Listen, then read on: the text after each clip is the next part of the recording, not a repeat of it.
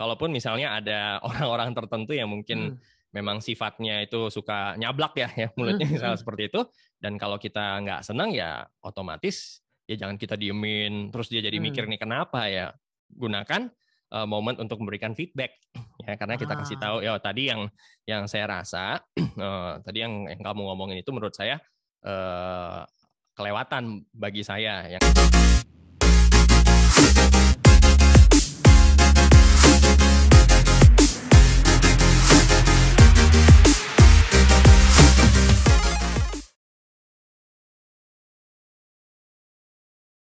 Oke, welcome to Better Leader, Bang Alan. Halo. Apa kabar, Ted? Apa kabar, Bro? Lama kita nggak ketemu ngobrol ya? Di Zoom doang ketemunya. Iya, yang ngobrol banget yang biasanya kita masih BK ya? BK kalau enggak ya bikin video di kantor. Iya. Oke, teman-teman semua, ini adalah salah satu fasilitator ekspatriat yang dimiliki oleh Dunamis. Ada dua apa namanya dasarnya. Pertama adalah namanya itu Eugene Allen Philip. Wah, kalau nggak ada nanere-nya tuh udah asli bule banget tuh, Bro. Ekspektasinya beda ya. Begitu datang, ya. Tapi yang kedua enggak. Penyebab kedua adalah wah, ini bisa nih kalau kita mau iseng-iseng ya. Jadi Alan ini adalah fasilitator yang bahasa Inggrisnya fluent banget, Bos. Ya, jadi gimana kalau kita bikin agak aneh, Bro? Gua ngomong Indonesia, lo jawabnya Inggrisnya terus. Nggak ada yang nonton nanti. Dua bahasa, men. Oke. Nah, Bro Alan, boleh kenalan dikit, Bro? Lo mungkin karir atau apa gitu, biar teman-teman kita saling kenal juga. Iya, boleh. Gue kan kuliah dulu, secara singkat aja kuliah di Satya Wacana di Salatiga. Nah, moga-moga nih pada tahu ya, soalnya kalau kenalan di kelas, apalagi kalau kelas-kelas milenial ya, bilang Salatiga, Satya Wacana, di mana ya itu ya? Jangan kan nama kampusnya, Salatiga aja banyak yang nggak tahu. Gitu ya. Nah, jadi jurusannya waktu itu ambil sastra Inggris ya. Kenapa sastra Inggris? Karena saya rasa waktu zaman belajar itu kayaknya mata pelajaran yang paling disukain tuh bahasa Inggris. Jadi benar-benar waktu kuliah ya mau ya bahasanya sih sebenarnya udah lumayan ya. Cuma lebih ke ngambil metodologi ngajarnya sih sebenarnya waktu itu. Jadi amin sampai detik ini kepake juga ya. Jadi benar-benar waktu lulus di tahun 2007 ya, atau 2007 lulus, itu langsung di minggu pertama lulus langsung cari kerja ya. Jadi benar-benar bukan tipikal yang betah di rumah nggak ngapa-ngapain, jadi langsung apply kerjaan, apapun yang dapat waktu itu sikat ya. Awalnya tuh jadi guru les bahasa Inggris itu kurang lebih selama 2 bulan. Nah, tapi setelah itu dapat kesempatan untuk jadi guru di salah satu sekolah di Jakarta, Sekolah Lentera International School ya waktu itu, tapi sekarang namanya udah Sekolah Lentera Indonesia yang depan Gandaria City itu, Bro. Nah, itu kurang lebih selama 1,5 tahun. Setelah itu pindah di sekolah Pondok Indah Global School, ya itu ngajarin jadi wali kelas untuk anak-anak SMP sama SMA ya, dan juga sekaligus ngajar bahasa Inggris itu selama 4 tahun lebih. Jadi all in all pernah punya pengalaman jadi guru selama 5 tahun lebih sedikit lah, 5 tahunan kurang lebih seperti itu. Setelah itu rasanya kok agak jenuh juga ya. Jadi benar-benar settingnya sama terus. Ya, mungkin muridnya berbeda setiap tahunnya, tapi yang ada sedikit kejenuhan. Jadi mungkin dirasakan, wah mungkin callingnya nih bukan tetap seneng ngajarnya, tapi kayaknya bukan di guru deh. Jadi sempat switch juga jadi IT trainer ya waktu itu, karena suka gadget juga. Itu di perusahaan yang namanya EP Tech Solutions Indonesia. Jadi di situ ngajarin penggunaan device ya, secara hardware dan juga software. Nah, itu banyak device-nya itu digunakan oleh sekolah-sekolah dan juga korporat juga. Jadi tetap passion untuk sharing-nya tetap kepake ya, tetap kepake. Dan sempat waktu itu juga nge-lead tim 2 orang ya waktu itu, 2 orang, dan umurnya juga nggak terlalu beda jauh, jadi nggak berasa kerja ya, jadi seru aja kalau nyambung banget gitu lah, nyambung banget. Nah, tapi kurang lebih hanya 3,5 tahun waktu itu, di tahun 2015 apply di Dunamis deh. Karena waktu itu mikir, ternyata di Seven Habits nih ada lembaga kasarnya perusahaan yang benar-benar resmi yang bisa ngebawain deliver. Ya coba masuk deh. Dan ini udah tahun ke-6 ya di sini, tahun ke-6. Jadi paling lama ya? Bagaimana? Ini company lo paling lama berarti? Paling lama, betul. Sejauh ini paling lama. Oke, itu Satya Wacana itu kampus guru bukan sih? Kampus guru, enggak juga sih, enggak. Itu bukan kampus guru swasta tapi gitu bukan ya? Bukan. Itu ya kampus seperti biasa, cuma waktu itu ambil jurusannya memang ambil jurusan sastra Inggris. Tapi banyak fakultas lain juga banyak banget di situ. Pikir kampus guru sehingga sepanjang hidup karir lo tuh guru gitu, Bro. Oh, enggak. Jadi yang gua ambil tuh justru teaching metodologinya aja. Jadi gitu. Karena secara bahasa sih waktu itu sempat ya kalau nggak kuliah juga emang udah lumayan lah ya. Cuma ambil metodologinya. Waktu itu kan juga sempat ngajar di sekolahan ya untuk praktek kerja lapangannya lah ibaratnya seperti itu. Ya udah jadi pengalaman sehingga ya udah sampai sekarang sih enjoy banget ya sharing gitu. Oke, jadi belajar bahasa. Berarti lu bacaan lo dulu Charles Dickens gitu dong, Bro? Ya kurang lebih. Sastra Inggris ya. Bener. Emang tapi lucunya ya dulu emang nggak begitu suka baca ya, suka dapat informasi tapi medianya bukan lewat baca. Gue lebih suka lewat video sih, mungkin lebih visual. Belum ada YouTube dulu. Bergerak. Kenapa? Belum ada YouTube kan dulu. Ada tapi belum gimana banget, masih Facebook ya dulu, masih Friendster. Friendster. Testinya dong ya. Oke. Saya kenal Alan ini udah lama ya, dari baru masuk dulu sama-sama di tim di Dunamis Education ya. Jadi sampai sekarang masih ada ya tim Dunamis Education yang memang menangani dunia pendidikan. Kita sama-sama di situ. Kemudian pelan-pelan kita dipinjem untuk ngajar di corporate dan nggak dikembaliin. Nah. Jadi contoh ya. Tapi anyway, kalau gue pikir itu murid lo tuh bro, itu makin lama makin tua ya. Dari mulai anak SMA terus. Betul. Nah di tahun lalu, tahun 2020 udah dapat undangan, mereka ternyata nikah. Wah. Jadi udah pasti pikir-pikir, dulu kayaknya ngajarin mereka masih SMP, berarti. Iya. Habis itu. Nggak, maksud gue sampai sekarang mulut tuh jadi tua-tua gitu, penyelia di sebuah bank itu kan jadi. Yes, nggak menutup kemungkinan tiba-tiba ntar pas ngajar dia. Oke. Nah, Bro Allen, thank you banget nih udah punya menyempatkan waktu ya buat ngobrol-ngobrol di Better Leader ini. Segmen yang relatif masih baru lah di Dunamis, di YouTube channel Dunamis. Nah, gue punya pertanyaan buat lu bro, ya kan? Tadi kan kebetulan lu gue cerita ya, pernah mimpin tim yang umurnya nggak jauh beda. Tapi so far sih pengalamannya, experience-nya oke aja, asik-asik aja. Cuman nggak banyak orang yang seberuntung itu kan, ya bro. Kita dapat tim member yang bisa asik-asik aja gitu loh. Sebagaimana kita sebagai tim member kadang-kadang nggak beruntung dapat bos yang enak gitu ya. Tapi kadang kebalikannya ya. Jadi para leader juga nggak seberuntung itu langsung dapat tim yang enak. Nah, kalau pemikiran lu gimana loh soal ketemu tim yang enak nggak enak itu gimana?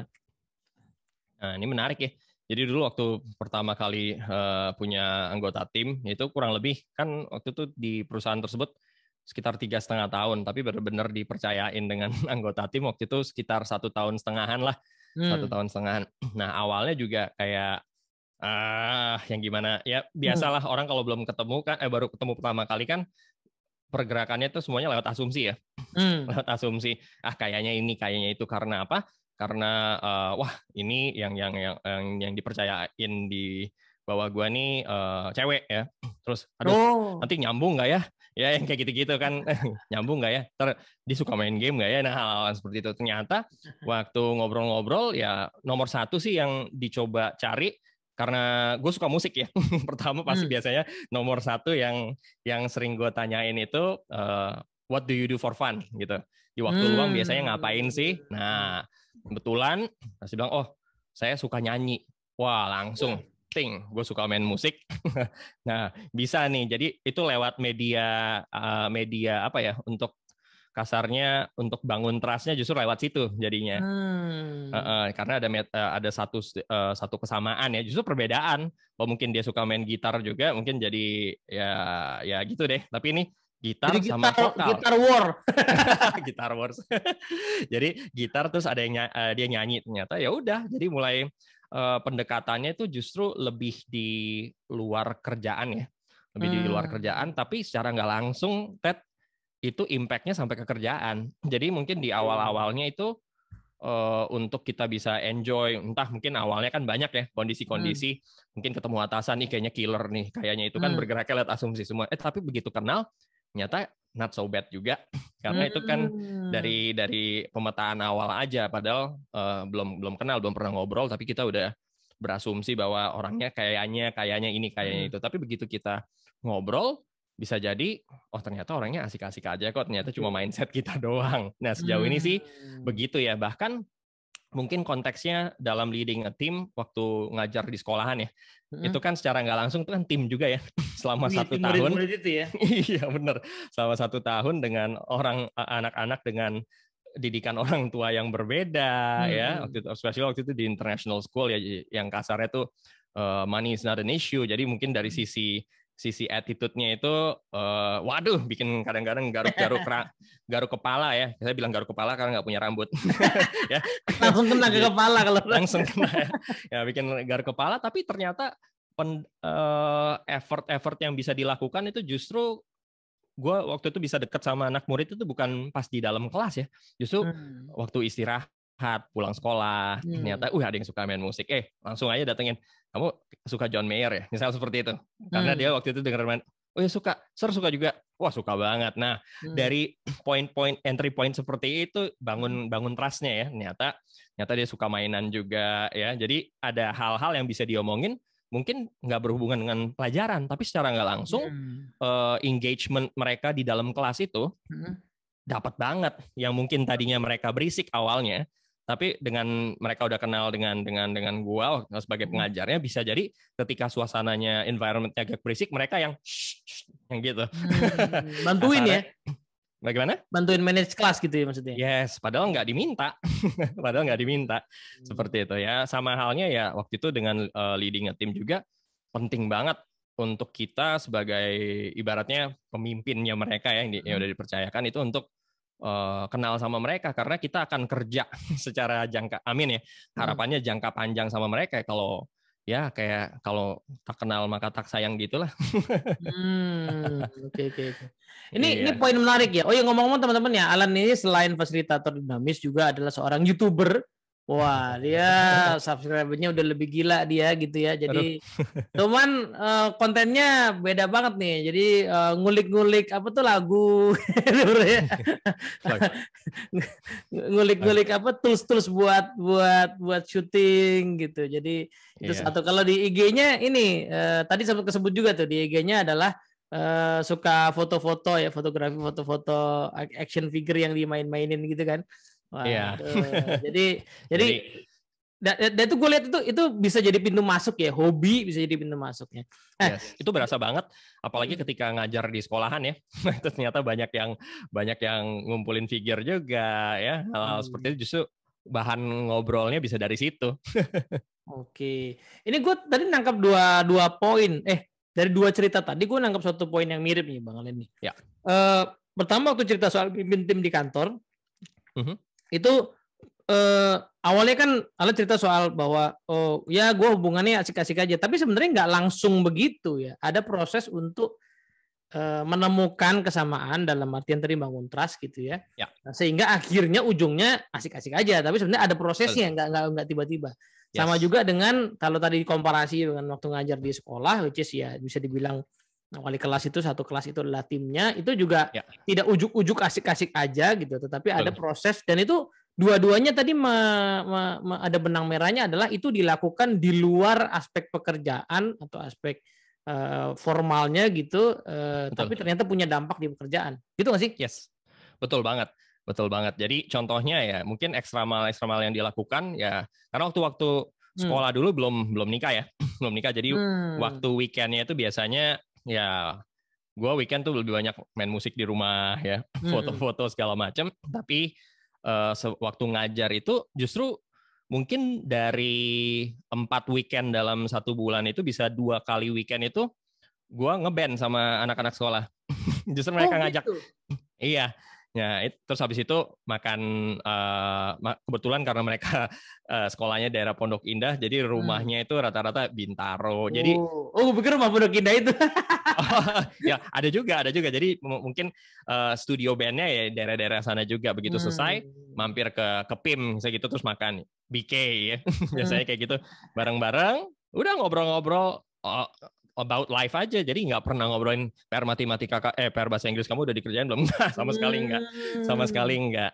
Tapi dampaknya justru di dalam kelas itu sangat-sangat terasa. Yaitu kalau di kelas ya. Tapi kalau misalnya dalam konteks pekerjaan, menurut gue sih sama juga ya. Jadi ketika ya mungkin ketika lunch hour, kadang-kadang kita lebih ini pilihan kita mau makan sendiri atau mau menggunakan kesempatan itu untuk get to know orang-orang yang mungkin kita belum begitu kenal. Ya, kenapa ini penting? Karena balik lagi kalau kita mimpin satu tim kan semua orang juga udah tahu justru yang akan mengeksekusi mereka ya, lah. Kalau kita sendiri nggak kenal sama mereka, dari mana kita bisa tahu tugas yang tepat untuk siapa gitu. Kalau kita sendiri nggak kenal, ternyata si A ini senangnya kerjaan di belakang meja nih. Nah, kalau orang yang senang di belakang meja, jangan kita suruh ketemu orang di luar ya, kakinya goyang-goyang nanti, gemetaran.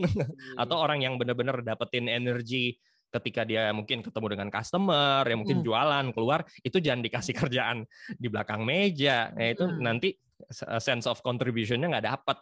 Nah, itu bisa dapat dari mana ya? Lewat ya obrolan-obrolan kecil ya, tapi kita dapat informasi yang banyak. Saya lebih kenal dia jadi lebih kenal saya. Jadi it's a two-way thing untuk bangun trust juga gitu. Ini poin bagus ya. Jadi obrolannya itu akhirnya membuahkan hasil berupa pemahaman kita akan mereka ya, dan betul. Kaitannya sama pekerjaannya kita kemudian bisa menempatkan, bisa meng-assign dengan sesuatu yang cocok dengan preferensi ya. Misalnya pas kebetulan ada terus kita kenal kan, nih bisa dicocokin ya. Kalaupun belum kebetulan ya paling kita udah kenal dulu gitu ya. Nah, tapi gini bro, gue mau bertanya yang kebalikannya nih. Kan tadi kan kalau ceritanya Alan kan hubungan yang dekat sama tim gitu ya, itu membuahkan hasil yang positif ya. Jadi kedekatan itu ada dampak ke kinerja gitu ya. Nah, tapi ada yang curhat juga nih ya. Gue karena dekat deh, rasa temen, malah gue suka diremehin, kadang-kadang digampangin gitu. Nggak apa-apa lah, dia mah bosnya nyantai, temen gue juga. Nah, itu menurut lo gimana bro? Jadi malah jadi kelewatan ya. Iya betul gitu. Kok ada yang begitu gitu, padahal maksudnya dekat gitu, tapi ya. Ini menarik juga nih, soalnya kalau based on pengalaman ya, jadi ya mungkin dari sama murid-murid atau sama pengalaman dengan 2 orang yang pernah gue lead dulu, belum pernah ngalamin seperti itu ya. Jadi itu mungkin salah satunya tergantung dari kitanya juga ya. Ada, walaupun itu tetap adalah boundaries yang benar-benar jangan sampai lewat ya, jangan sampai lewat. Dan itu balik lagi kontrolnya ada di kita ya, kontrolnya ada di kita, dan juga mungkin kita kenalin juga ya yang mungkin yang dianggap mereka itu sebagai batasan-batasan itu yang mana. Jadi menurut gue sih itu tergantung pembawaan kita ya, pembawaan kita. Jadi bagaimana kita yang ibaratnya yang menentukan nih batasnya sampai di mana. Kalau ada sesuatu yang kita rasakan over limit atau apa, kita komunikasiin. Seperti itu. Jadi kedekatannya ada boundary-nya gitu ya, Bro. Betul, dan sama halnya juga dengan kita, mungkin biasanya dengan team member itu bisa jadi team member lebih muda secara usia, ataupun mungkin secara usia enggak, tapi untuk lebih muda usia bekerjanya ya, maksudnya ya, usia bekerjanya mungkin kita lebih lama dibandingkan dia, sehingga dia jadi team members kita. Sama aja, dia respect boundaries kita, tapi boundaries mereka juga jangan sampai kita lewatin juga, seperti itu. Jadi benar-benar nah, kita bisa tahunya dari mana? Lewat komunikasi lagi, bro. Oke, jadi proses komunikasi itu yang menentukan pemahaman kita akan boundary ya. Misalnya, gue jadi kebayang nih bro, misalnya tadi ada sebagian anggota tim yang kalau kita tadi ya nyantai gitu, dia juga tahu batas ya, sehingga nyantainya ya pas makan, tetapi pas kerja serius lagi ya kan. Yes. Nah itu oke berarti kan. Tapi anggota tim yang lain ternyata pas gue nyantai lama-lama kurang ajar ya kan. Nah itu mungkin gue harus mengambil tindakan yang berbeda ya dengan orang yang pertama gitu ya. Betul. Jadi boundary-nya harus gue perjelas nih sama orang ini nih gitu. Yes. Lu nyantai sama gue tapi kalau kerja beresin dong gitu. Mungkin gitu kali ya. Yes. Jadi kalau misalnya kita dalam dunia mungkin memimpin tim ya, mungkin itu bisa momennya kita kasih feedback ya. Kasih feedback. Nah, feedback bisa di mana ya? Mungkin kalau kita sudah set yang namanya one-on-one coaching yang sudah regular ya kita bisa manfaatin kondisi tersebut. Ya ngomongnya santai tapi basically message-nya itu tersampaikan. Jadi jangan sampai kita maksudnya nggak mau menyakitin perasaannya dia, tapi message-nya justru nggak tersampaikan. Seperti itu ya. Jadi ya teknik-tekniknya ada juga tuh sebenarnya. Jadi poin apa namanya trust tadi, relationship tadi itu sebenarnya fondasi. Tapi di atas fondasi harus ada bangunannya. Bangunannya tadi tuh ya, boundary misalnya, dan itu disampaikan lewat proses-proses feedbacking, kemudian one-on-one coaching gitu ya. Nah, kadang-kadang juga yang tadi gue sempat bilang itu tergantung dari kita ya. Kadang-kadang misalnya nih kita juga bercanda dengan anggota tim kita juga kadang-kadang kita omongannya kelewat batas ya. Mungkin kita sering ngomong gue tuh emang nggak ada apa-apanya gini-gini. Ntar ujung-ujungnya ketika mereka ngomong bapak kan emang nggak ada apa-apanya digituin. Nah langsung kok ini kurang ajar ya. Mungkin dari kita sendiri menilai diri kita seperti ya bercandaan-bercandaan yang seperti itulah. Jadi itu benar-benar kendalinya ada di kita sih, kendalinya ada di kita yang set the tone. Oke, jadi ketika mungkin kita bekerja, kita kerja dengan serius tapi santai juga ya, tapi respectable cara kita komunikasi ya. Terus cara ketika kita bercanda juga jangan ya. Kadang-kadang orang tuh kalau lagi excited banget kan kadang-kadang secara kata-kata segala macam itu kan bisa di luar dugaan ya. Nah, itu tuh hal-hal seperti itu sih. Jadi ketika nanti orang lain juga bisa menilai, oh dia bercanda sih, tapi dia nggak pernah bercanda yang gimana-gimana ya. Itu jadi mereka bisa lihat sendiri. Kalaupun misalnya ada orang-orang tertentu yang mungkin memang sifatnya itu suka nyablak ya mulutnya misalnya seperti itu. Dan kalau kita nggak senang ya otomatis ya jangan kita diemin. Terus dia jadi mikir nih kenapa ya. Gunakan momen untuk memberikan feedback ya, karena kita kasih tahu ya tadi yang saya rasa tadi yang kamu ngomongin itu menurut saya kelewatan bagi saya. Yang saya rasakan adalah A, B, C, dan D. Nah, bisa nggak nanti next-nya? Nah, kita sampaikan aja. Tentu caranya juga ada caranya ya. Jadi jangan sampai pakai cara-cara lo tuh mulutnya ngasal ya. Nah, itu kan udah ibaratnya kayak nantang ya. Jadi mungkin kita bisa mulai dengan apa yang kita rasakan ya. Perasaan lah kita ngomongin perasaan sehingga justru munculnya bukan perasaan wah ini kayaknya agak nantang atau wah bener juga ya. Jadi ada muncul rasa sedikit guilt ya. Itu yang justru muncul. Oke. Ya. Itu kebetulan ini bro di video sebelumnya sama teman kita Mbak Ratna ada caranya lebih detailnya tuh ya. Itu keren banget. Nanti teman-teman bisa nonton yang itu ya. Kalau belum nonton nih ya. Kita poinnya bagus. Klik link di atas ini asik. Gue belum tahu cara masang linknya bro.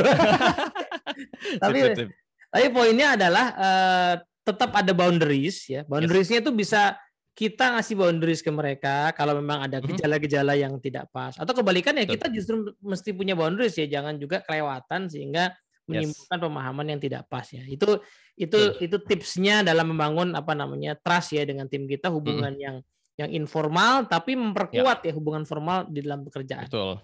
Nah, pertanyaan berikutnya nih, Bro. Kira-kira aspek apa aja ya yang kita perlu kenalin supaya kerjanya enak dan apa yang mungkin ya itu sih nggak perlu lah, tapi yang minimal inilah yang kita perlu kenalin gitu. Oke. Jadi mungkin dari awal yang biasanya paling dirasakan cukup efektif ya. Jadi bisa kita harus tahu juga tujuan dia bekerja di sini tujuannya apa sih. Jadi macam-macam. Ada orang yang saya sih di sini bisa jadi uang bukan masalah ya, misalnya gitu. Jadi money is not an issue gitu. Terus jadi karena mungkin dia di luar ini ada ya kalau kita lihat anak-anak sekarang ya, zaman sekarang jadi memang udah ada bisnis sendiri di luar sana sehingga justru yang dicari dalam bekerja ini sebenarnya bukan uang ya, bisa jadi dia mau berkontribusi ya, ataupun bisa jadi bukan itu kayak lo ya bro ya. Kenapa? Kerja bukan karena uang kan? Amin. Moga-moga nyampe ke tahap itu ya. Ya, jadi macam-macam nih. Jadi kan misalnya kita punya 3 anggota tim, jadi tiga anggota tim bisa jadi needs-nya mereka berbeda-beda. Nah, kita sebagai pemimpin itu harus bisa ngulik nih, bisa tahu nih kira-kira si A itu harapannya apa? Karena nggak semua, kadang-kadang orang-orang mikir tuh kalau misalnya wah ini semuanya ngejar uang nih. Jadi ujung-ujungnya misal mereka nggak perform ya, nggak perform, misalnya pikiran kita, oh kalau naikin gajinya, naikin benefitnya pasti engagementnya naik. Belum tentu. Nah, bayangin aja Ted, kalau bagi orang yang tadi money is not an issue, terus kita naikin gajinya, terus harapannya engagementnya naik, ya bisa jadi yang mereka dapetin di sini jauh lebih kecil dibandingkan yang mereka dapet di luar sana, kan nggak tahu ya. Justru yang dicari justru kontribusinya ya, sense of contribution, atau bisa jadi dia mau ngejar jenjang karir ya, nanti suatu saat gue mau gantiin posisi lo, misal dia ngomong gitu ya kan, kita dan yang harus kita lakukan adalah bahwa it's okay gitu loh. Kalau memang harapannya mereka seperti itu, oh bagus, berarti kita mikirnya lo gantiin gue berarti gue bisa naik. Ya, ya kan macam-macam ya. Kan ada orang yang waduh nanti gue digantiin gimana nih ya. Jadi mending nggak usah gue kembangin nih, biar ada mindsetnya kan beda-beda ya. Jadi penting banget kita ketahui nih dia kerja itu untuk apa sih? Ya, apakah untuk ngisi waktu luang atau untuk ngumpulin uang karena dia suka traveling. Nah, kan macam-macam ya. Macam-macam. Ada juga mungkin yang senang di sini karena saya suka misalnya suka berkontribusi karena dia suka ketemu dengan orang, sehingga yang kita harus tahu lah drivernya itu apa. Ada yang tergerak karena dia sudah punya tanggung jawab, udah berkeluarga ya gitu-gitu ya. Jadi nanti ketika kita mau kasih reward atau apapun, kita bisa custom made sendiri. Oh kalau si A cocoknya, oh misal dia pembaca, dia suka banget baca buku ya, daripada gue kasih dia benefit bentuk uang misalnya, dikasih voucher buku aja dia udah nyembah kali. Maksudnya seneng ya hal-hal seperti itu ya. Jadi itu juga suatu bentuk wah gile nih pemimpin gue tahu banget tentang gue ya. Jadi kita penting banget tuh dari awal kita tahu aspirasi mereka, keinginan mereka itu apa. Tapi kan biasanya di awal-awal tuh belum tentu orang itu nyaman ya ngomongin terus terang. Nah itu justru munculnya dari mana? Lewat yang tadi gue omongin Ted, lewat kita waktu luang obrolan tadi. Ningkatin trust, lama-lama mungkin kita kerja bareng, mungkin di bulan kedua baru keluar, bahkan di tahun pertama ya mungkin dia udah nyaman banget sama kita, baru tiba-tiba dia ngomong sebenarnya Pak, saya tuh di sini tuh cuma batu loncatan aja sih. Nah, kadang-kadang ada kayak gitu batu loncatan karena sebenarnya passion saya tuh bukan di sini. Ya. Nah, hal itu kan penting juga dan kita sebagai pemimpin harus bisa ngomong ke dia juga bahwa it's okay. Ya nggak apa-apa. Kita dapetin informasi itu. Nah, bisa jadi saya rencananya ya 3 tahun lagi sih saya mau coba di mana ya, which is okay. Jadi jangan sampai, ya kalau dia berani ngomong kayak gitu kan berarti trust-nya udah tinggi dong. Yes. Kan ada orang yang, jangan dikasih tahu nanti gue bisa kena masalah nih ya. Dan kita harus menurut gue ya bisa menciptakan rasa aman di situ ya, trust-nya di situ sehingga ya yang gue apply dulu waktu punya anggota tim member ya ternyata ada salah satu yang memang justru kepengennya jadi pramugari. Nah ini menarik ya. Justru ya tapi dia senang sharing juga. Nah kebetulan senang sharing juga kayak gue senang nyanyi dan segala macam. Ya udah nyambung di situ ya. Dan kita harus bisa bilang ke dia bahwa ya it's okay. Tapi itu jadi informasi yang penting kan, informasi yang penting buat kita. Nah gitu berarti dia kalau mereka berani open ngomong the real reason itu berarti dia udah nyaman dengan kita dan itu biasanya kalau udah sampai tingkat itu kerjanya enak sih. Oke. Jadi poin 1 adalah kita kenalin drivernya. Tadi lo sebut itu ya, driver orang bekerja itu kenapa ya. Jadi macam-macam possibility-nya karena uang bisa, tapi banyak yang bukan karena itu atau bukan hanya itulah ya, bukan uang pasti lah kalau nggak dibayar ya sekaya apapun orang ngapain mau kerja di situ ya kan, namanya kan betul. Kantor bukan lembaga sosial gitu ya.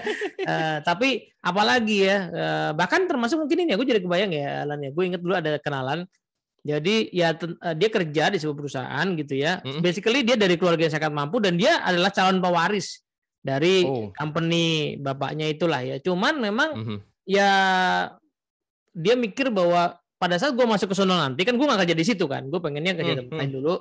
Nah tapi pas saat gue masuk ke sono nanti, misalnya tiba-tiba jadi direktur lah gitu ya, gue mesti punya credibility di depan anak buah gue, ya kan. Nah itu kan ya gue mesti bangun di perusahaan ini yang tempat gue kerja sekarang, mesti bangun record yang ini. Jadi mereka pas gue masuk juga, oh gila nggak main-main nih ya si Alan ini mantan VP di perusahaan ternama misalnya gitu kan. Nah yes. mungkin itu kan bisa jadi gitu Betul, ya, betul. atau network atau macam-macam lah ya, atau hobi tadi ya. Nah, Yep. atau nyari jodoh sekalian ya. You'll never know.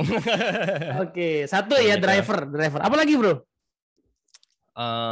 Apa lagi ya?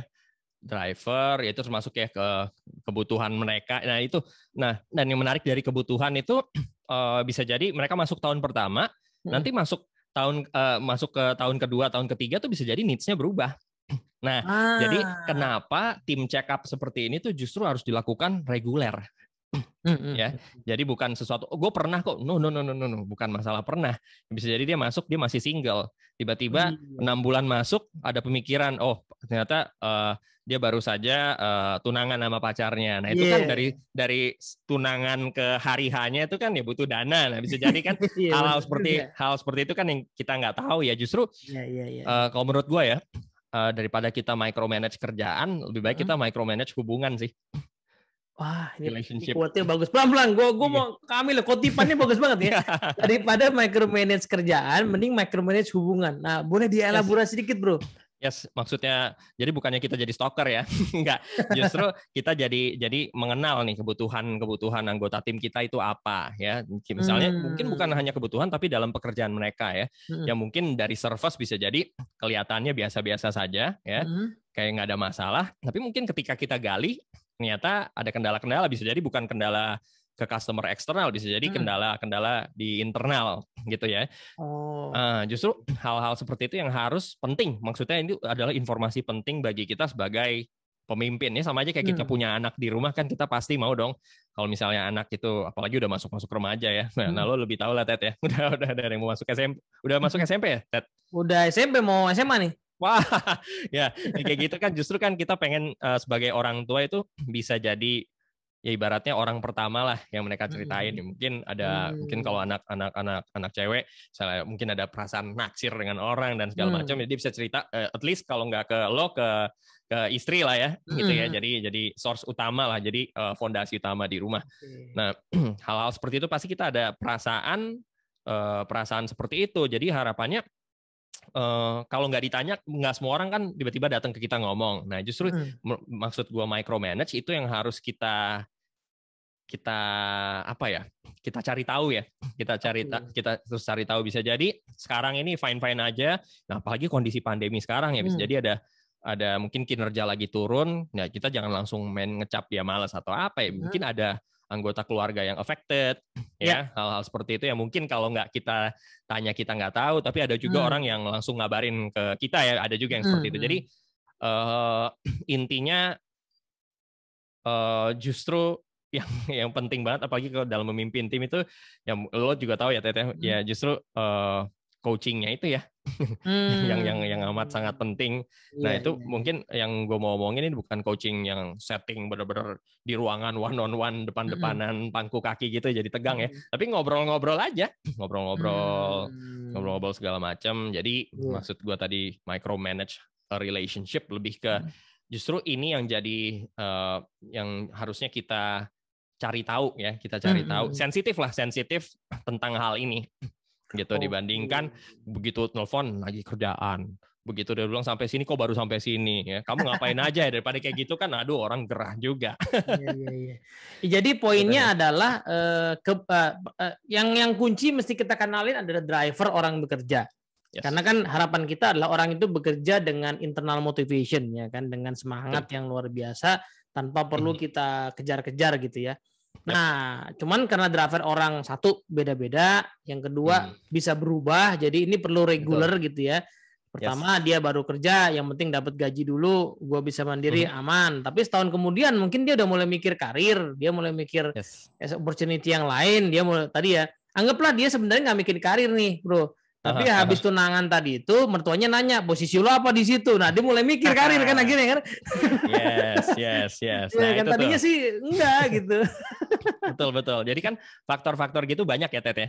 Banyak banget. Jadi itu yang justru maksud gua micromanage itu yang kita perlu tahu lah dari anggota tim kita. Ya hal-hal. Jadi kebutuhan ya balik lagi yang tadi gue bilang kebutuhan orang itu kan pasti akan berubah-berubah gitu. Dan juga ketika kita spend waktu sama mereka ya tadi jangan terlalu banyak ngomong kerjaan lah. Udah sampai kayak gini Ted. Kalau misalnya kita pulang sekolah tuh paling sering nggak tahu deh kalau orang tua lo ya. Orang tua gue tuh tiap kali pulang tuh ditanya cuma tadi tes gimana? Bisa nggak? Ya gitu aja yang ditanya. Jadi udah bisa nggak dapat berapa tadi? Dapat 7. Kok cuma 7? Kakak kamu aja dapat 9. Nah, gitu ya. Nah, gitu-gitu kan kalau kita masukin dalam konteks kerja itu kayak kita di micromanage, tanya-tanyain kerjaan mulu. Ketemu makan siang ditanyain kerjaan lagi. Jarang ketemu, mungkin ada juga orang tua yang mungkin nanya did you have fun at school today? Nah itu kan jarang ya. Tadi di sekolah ada teman baru nggak? Nah gitu, how do you feel at school today? Ya itu kan hal-hal yang mungkin kontekstualnya di dunia sekolah, tapi kalau misalnya kita coaching aja ya, kita bisa sensitif dengan aspek-aspek itu ya. Mungkin pertanyaan-pertanyaan yang kita lontarkan tuh nggak hanya seputar kerjaan aja ya, bisa ngomongin hobi lo apa sih dari dulu. Nah ada nggak dari job role lo sekarang ini yang kira-kira lo bisa berkontribusi dalam hal apa lagi ya? Hal-hal seperti itu kan, aspek-aspek lain di luar hanya kerjaan-kerjaan aja terus ya. Passion mereka kita perlu tahu, hobinya mereka apa, interest mereka apa. Jadi banyak banget sebenarnya. Itu menarik. Nah, entry-nya banyak entry-nya. Itu entry buat masuk ya bro ya. Yes. Nah, pertanyaannya kemudian kalau misalnya nih kita udah tahu ya, anggaplah kita nemu sesuatu, kira-kira bisa diapain ya informasi itu gitu? Informasi mungkin yang biasa dilakukan itu akan berasa banget ketika kita mau delegasi kerjaan sih. Ya. Oke. Delegasi kerjaan, jadi kira-kira kerjaan, especially kalau kita punya anggota tim lebih dari satu ya, dari satu atau lebih dari 2 orang, kita jadi bisa tahu nih kerjaan cocok sama yang mana. Mungkin kita tahu ini lagi butuh uang, misalnya lagi butuh uang untuk apa, dan kemudian dia kompetensinya juga ada di situ. Ya, jadi jangan mentang-mentang dia butuh uang, kompetensinya nggak ada kita kasih juga. Itu kan bunuh diri ya namanya ya. Jadi itu jadi ibaratnya data buat kita untuk balik lagi ujungnya ngerucut ke kerjaan lagi sih Ted. Gitu. Jadi untuk apa ya sebagai informasi. Jadi ketika misalnya nih ada kerjaan yang kita kira khusus ada berhubungan dengan sosial media misalnya seperti itu. Ini yang cukup aktif, dan kalau bisa dilihat dari kita ngobrol tuh sering banget ngomongin tentang misalnya sosial media terbaru, mungkin bagaimana sering banget dia aktif di TikTok segala macam dan segala macam. Nah, itu kan jadi informasi yang sudah kita dapat sebelumnya itu bisa kita gunakan ya dibanding. Jadi kita tahu nih kerjaan mana yang cocok untuk siapa. Gitu sih. Ini gue jadi keingetan Bu satu kisah ya. Jadi dulu tuh gue kan pernah kerja di bagian rekrutmen kan. Terus kemudian user gue tuh minta dicariin orang untuk bagian sales di area tertentu itu sangat spesifik ya. Jadi bukan cuma masalah dia jago sales segala macam, tapi juga dia dari ras tertentu dan agama tertentu gitu ya. Terus gue tanya, kenapa ya, gue udah mulai mikir nih orang gimana sih minta kok aneh-aneh banget gitu kan. Entah, bukan gitu Ted, itu market yang mau gue kasih ke dia itu ownernya itu suka makan makanan jenis tertentu. Jadi kalau orang kayak lu yang gue taruh sono pasti nggak akan tahan mau entertain makan siang misalnya gitu kan. Dan dia harus orang yang nyaman dengan hal kayak gitu. Gue jadi mikir oh iya ya. Kadang-kadang kerjaan yang kita kasih ke tim itu nggak cuman urusan job desk-nya aja, tapi ada fitur-fitur kerjaan yang mungkin perlu dicocokin ya. Oh ini betul banget. Oh ini customernya emak-emak gitu. Wah cocok nih, ini masih muda, berondong misalnya gitu ya. Ya bisa jadi ya kan. Iya kan. Yang apalagi kalau dealing dengan misalnya ada pembelajaran leadership yang dealing dengan remaja, ini cocoknya di mana? Oh karena saya tahu kalau si A ini dia punya anak remaja, dua-duanya udah satu di SMP kelas 9, satu udah masuk SMA kelas 12. Nah, mungkin lebih tepat ngasih dia daripada ngasih gua ibaratnya seperti itu. Ya, karena anak gua masih ya ampun, masih kelas 3 SD misalnya seperti itu. Jadi secara pengalaman. Jadi hal-hal karena itu mungkin hal kecil ya, hal kecil tapi itu impact luar biasa. Pada tiba-tiba kita nyuruh orang yang mungkin ya bisa ngajar, cuma mungkin untuk ketika di dalam kelas itu kan justru bukan kontennya ya, tapi konteksnya. Gimana putting content into konteksnya itu. Kalau konten semua orang bisa lah, ya lihat di modul aja jadi gitu ya. Tapi kalau untuk yang bikin training itu hidup segala macam atau workshop itu hidup kan ketika orang itu sharing ya, sharing kemudian ngobrol ya, ngobrol terus tukar pikiran, kasih input, kasih masukan segala macam, justru pembelajaran tuh dari situ. Nah, ketika orang itu nggak hanya master di konten tapi ngomongin remaja, tapi dia juga dia sendiri tahu dari mana karena dia punya 2 anak remaja yang mungkin masalahnya bisa kontekstual dengan peserta ya saat itu. Nah, itu akan jauh lebih powerful. Nah, itu mungkin hal kecil tapi data-data kecil seperti itu, that's what makes a difference menurut gua. Dan kebalikannya gue jadi inget nih kisah yang lain ya menurut tadi ya. Kalau kita kan tadi baru minta carain orang, sekarang kisah lain ada satu orang yang bagus gitu ya. Dia belum lama masuk sebenarnya. Ya, kebetulan di tim sales juga nih ceritanya nih. Dia ditaruh, ini cewek ya, ditaruh di satu klien yang tipikal industri itu kalau acara ngobrol segala macam itu pasti pulangnya malam. Nah, si cewek ini bukan cewek sebenarnya, udah menikah berkeluarga. Ya nggak mungkin lah, artinya kalau gue nggak mau ikutin jadwal mereka, gue nggak bisa bangun hubungan sama mereka. Berarti kan you set me up to fail kan, gue nggak bisa deket sama mereka gitu. Bisa nggak sih gue dicariin market lain lah gitu. Nah, karena itu nggak kejadian, dia resign bro. Iya, karena ya gue nggak bisa achieve nih, gue nggak bisa deket. Kenapa nggak bisa deket? Ya gue punya keluarga, dia ngajakinnya malam mulu. Nah itu, itu dampak negatifnya ya berarti ya. Ya. Itu kan kenanya ya itu balik lagi, it's not about money lagi ya. Itu udah lebih ke drivernya mungkin adalah keluarga ya. Keluarga it's what is most important to him atau her segala macam, sehingga ketika bagian situ nggak terpenuhi ya segede-gede gajinya ya kasarnya seperti itu ya bye-bye. Ya, tapi ini menarik nih Ted, tapi kalau misalnya justru si cewek itu drivernya bukan keluarga, drivernya adalah uang, ya mungkin dia akan go the extra mile. Iya, atau dia belum dapat jodoh, pengen nyari jodoh sekalian ya mungkin belain cerita ya. Betul. Jadi itulah. Jadi putting the right person for the right task gitu ya, penting juga. Nah, tapi itu kita bisa tahu itu dari mana ya? Investasi waktu kita dengan mereka yang kadang-kadang mungkin orang yang memimpin tuh ngerasa nggak punya waktu. Nah, itu dia. Ya, tinggal kita mau alokasikan atau enggak. Sama aja kayak olahraga kan, Dad. Nah, benar-benar. Jadi poin bagusnya adalah memang ngenal tim yang sampai ke titik tadi itu nggak cepet ya bro ya, perlu waktu. Betul. Ya perlu investasi tadi di luar job desk normal kita kerja gitu ya, bahkan tadi ya perlu connect di medsos supaya tahu ya si Alan nih suka foto-foto action figure misalnya gitu kan. Nah, gimana caranya itu dia bisikin action figurnya kayak terbang gitu, gue nggak tahu gimana caranya. Itu kan jadi bahan obrolan yang menarik ya. Nah, tapi anyway, nah mungkin sebagai sebagai summary, gue jadi keingetan sebuah quote nih dari Pak Stephen Covey yang nulis buku Seven Habits ya. Ya memang effort buat kenal orang itu butuh waktu, butuh pikiran, butuh tenaga gitu ya. Cuman ya begitulah ya, with people fast is slow, slow is fast gitu. Jadi kita pengen buru-buru ngasih kerjaan segala macamnya ya lama-lama mungkin bisa tadi contohnya nggak cocok dengan marketnya. Tapi kebalikannya kalau kita investasi waktu, tenaga pikiran, mungkin aja kita akan nemu sesuatu yang pas dan itu malah jadi mempermudah hubungan gitu ya. Betul banget itu kalau secara jangka panjang ya. Itu useful untuk jangka panjang ya, memang effort di depannya itu ya itu yang tadi yang quote dibilang tadi ya. With people, slow is fast, fast is slow. Cuma ya itu kuncinya banyak orang yang nggak sabaran, itu aja sih. Benar. Oke, bro, ini kita udah hampir sejam nih kita ngobrol ya.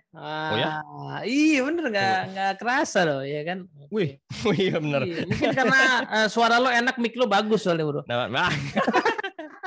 Alan ini salah satunya ini teman-teman ya. Kalau pengen tahu ya saran-saran menggunakan menggunakan device ya untuk video audio, bisa nanya ke Alan juga selain soal leadership. Nah, boleh nggak kasih semacam summary atau penutup lah buat bahasan kita tentang tim check up ini ya, tim check up untuk kenal tim kita.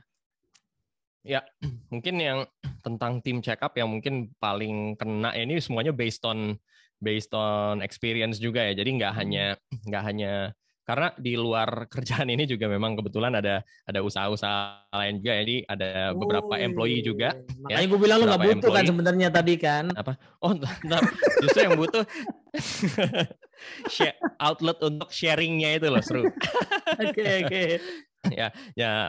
Jadi belajar juga sih bahkan dari istri gue ya, karena benar-benar yang ngurusin yang outlet di luar sana itu benar-benar 100% istri sih. Jadi lihat juga dari situ ya sebenarnya sama aja mau kita ngomongin ngurusin franchise. Pokoknya yang konsepnya adalah ada pemimpin, ada employee segala macam. Tadi hal-hal itu semuanya applicable.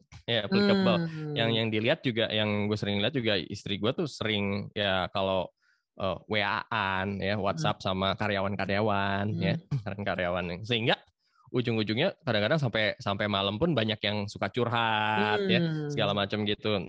Karyawan-karyawan yang ngomong, kemudian kadang-kadang istri juga suka ngajak tukar pikiran sama gue juga, Ted. Ya kan, kalau orang ini jawabnya gimana ya, tapi yang gue tangkap adalah sisi dari caringnya apa? Istri gue kan bisa bilang nggak usah hubungin saya segala macam, itu kan pilihan ya. Yeah.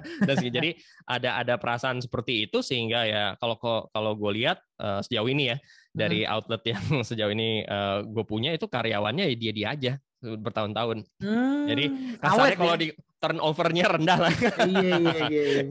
Turnover-nya rendah. Nah, jadi ini sesuatu yang mungkin gue bisa bilang, mungkin bagi teman-teman yang mungkin yang nonton ini juga yang punya tim mungkin di level supervisor ataupun level manager ya, karena bisa jadi tingkatan kita udah tinggi tapi kita lupa sama hal basic yang kayak begini nih. Yes, benar-benar juga. Ya, saking yang ngerasa udah di atas, sehingga hal-hal yang membuat mereka shine di awal-awal itu jadi lupa. Nah, jadi sampai kapanpun ini adalah skill yang suka atau nggak suka, kalau kita mau long term result, kita harus yang namanya make time ya, benar-benar make time untuk untuk mengenali anggota tim kita masing-masing. Kalau anggota tim saya ada 5 gimana? Ya, like it or not ya, kita harus kenal 5-5-nya. Balik lagi nih pilihan ya. Kalau misalnya kita malas atau apa ya, nggak ada yang maksa kok. Tapi ketika nanti mungkin secara jangka panjang nanti kita kesulitan ya, yang harus disalahin ya saya sendiri, karena saya nggak mau meluangkan waktu. Ya, jadi jangan sampai kita mau sehat tapi nggak mau olahraga lah. Kasarnya gitu. Ya, benar. Pengen hubungan yang sehat ya harus mau olahraga, dalam arti menjaga kesehatan hubungan gitu ya, Bro ya. Betul. Karena ya balik lagi, mungkin harapannya juga ya, mungkin yang membuat kita bergerak untuk memulai biasanya motivasi ya. Motivasi, tapi setelah motivasi udah jalan, habis itu kita butuh bangun bukan motivasinya lagi tapi kedisiplinan. Karena motivasi itu kan sesuatu yang di luar kendali kita ya. Kadang kita ngerasa termotivasi, kadang-kadang hari ini gue rasa males, ya. Tapi kalau kita mengandalkan motivasi aja bubar. Jadi disiplin membangun dan menjaga hubungan ya, disiplin mengenal anggota tim kita ya, tim check up itu sesuatu yang krusial ya, supaya kualitas kerja kita makin bagus gitu, Bro ya. Yes, ujung-ujungnya ke kerjaan lagi ya, balik situ. Impact akhirnya. Ya, mantap. Thank you banget nih, Bro Alan. Waktu sejamnya buat ngobrol-ngobrol. Nanti kita set up lagi ya buat lanjutin bahasan yang lain gitu ya. Sip. Teman-teman nanti silahkan mampir ke ininya, medsosnya Alan gitu. YouTube channelnya kalau enggak IG-nya untuk dapetin hal-hal lain di luar leadership. Tapi anyway, kita barusan dapat sebuah insight yang luar biasa ya, soal ya at the end yang kita hadapi, yang kita manage itu kan bukan organisasi dalam arti makhluk bernama organisasi, tetapi manusia. Dan manusia itu ya orang yang punya insan yang punya pikiran, punya perasaan gitu, punya minat, punya dorongan, punya situasi di rumah tangganya, di keluarganya. Kalau kita kenal dan kita bisa support, itu akan memudahkan banyak hal ya dalam hubungan pekerjaan kita. Thank you, Bro. Sama-sama. Sampai ketemu lagi ya. Ya, thank you, Ted. Oke, teman-teman semua, simak Better Leader di episode yang lain. Moga manfaat. Assalamualaikum warahmatullahi wabarakatuh. Ya, bye.